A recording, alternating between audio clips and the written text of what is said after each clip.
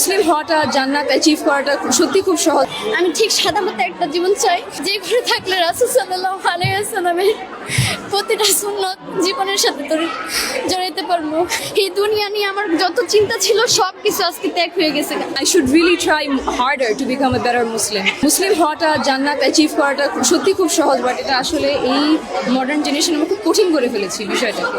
But জিনিস এত simple, জীবনযাপন দিয়ে আসলে জান্নাত অ্যাচিভ করা সম্ভব।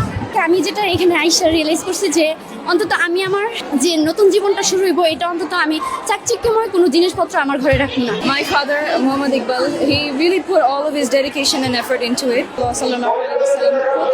সিম্পল জীবনযাপন করেছেন, আর আমরা কত ছোট জিনিসের পিছে জীবনে ছুটি। আমাদের জীবনে সত্যি কত ছোট, and it's all in the end we all go to our graves and we return back to Allah.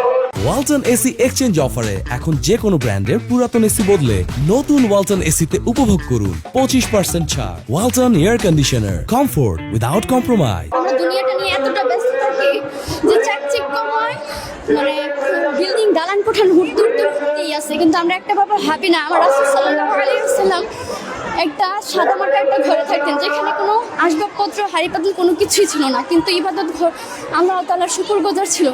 এটা দেখার পর আর মানে অন্তর থেকে শুধুমাত্র দুনিয়ার যে খায়েশাত, এটা অন্তত মুছে গেছে।